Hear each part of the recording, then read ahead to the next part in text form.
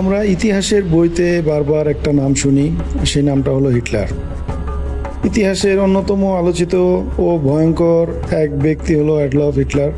তার নাম শুনলে আমাদের চোখের সামনে ভেসে ওঠে যুদ্ধ, ধ্বংস আর নিষ্ঠুরতার ছবি। কিন্তু প্রশ্ন হচ্ছে, হিটলার কেন ইহুদিদের উপর এত ভয়ঙ্কর গণহত্যা চালিয়েছিলেন? আসলে এই প্রশ্নটা সবার মনেই জাগে।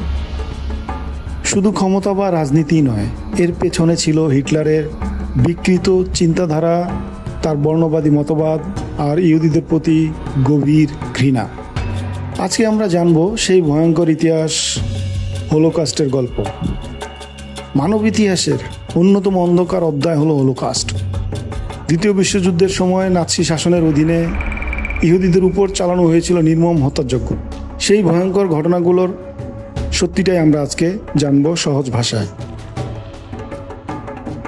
অ্যাডলফ হিটলার ইহুদিদের নিধন করেছিলেন মূলত তার বর্ণবাদী ও ঘৃণামূলক মতাদর্শের কারণেই।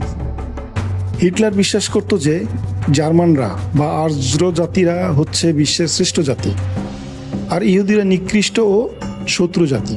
প্রথম বিশ্বযুদ্ধে জার্মানিদের পরাজয়ের দায় সে ইহুদিদের ঘাড়ে চাপায় এবং বলে যে ইহুদিরা নাকি ভেতর থেকে জার্মানিকে বিশ্বাসঘাতকতা করেছে। 1930-এর দশকে মহামন্দের সময় যখন লাখো জার্মানি দরিদ্র বেকারত্বে ভুগছিল, তখনও নাৎসি প্রচারণা চালায় যে ব্যাংক, ব্যবসা ও সম্পদ ইহুদিরা দখল করে রেখেছে, ফলে সাধারণ মানুষ তাদের প্রতি ক্ষোভ প্রকাশ করে। নাৎসি সরকার প্রচুর প্রোপাগান্ডা চালায়, সিনেমা, পোস্টার ও সংবাদপত্রে ইহুদিদেরকে জাতীয় শত্রু এবং পরজীবী হিসেবে উপস্থাপন করে। অবশেষে দ্বিতীয় বিশ্বযুদ্ধ চলাকালে হিটলার এবং তার নাৎসি নেতৃত্ব ফাইনাল সলিউশন নামে একটি পরিকল্পনা গ্রহণ করে, যার লক্ষ্য ছিল ইউরোপের সমস্ত ইহুদিদের সম্পূর্ণভাবে ধ্বংস করা। এই পরিকল্পনার ফলেই কনসেন্ট্রেশন সেন্টারে বা ক্যাম্পে ভয়ঙ্কর গণহত্যা সংগঠিত করে। সেখানে প্রায় 60 লাখ ইহুদি নির্মমভাবে হত্যা করা হয়েছিল।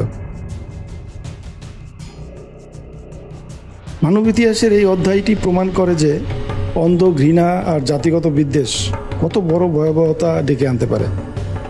ইতিহাস আমাদের একটা শিক্ষা দেয়, ঘৃণা আর বিদ্বেষ কখনো কোনো জাতির মঙ্গল আনতে পারে না। তাই আমাদের উচিত শান্তি, সহমর্মিতা আর মানবিকতা ছড়িয়ে দেওয়া। ভিডিওটা ভালো লাগলে শেয়ার করতে আর সাবস্ক্রাইব করতে ভুলবেন না। আজকে এ পর্যন্তই। আসসালামু আলাইকুম।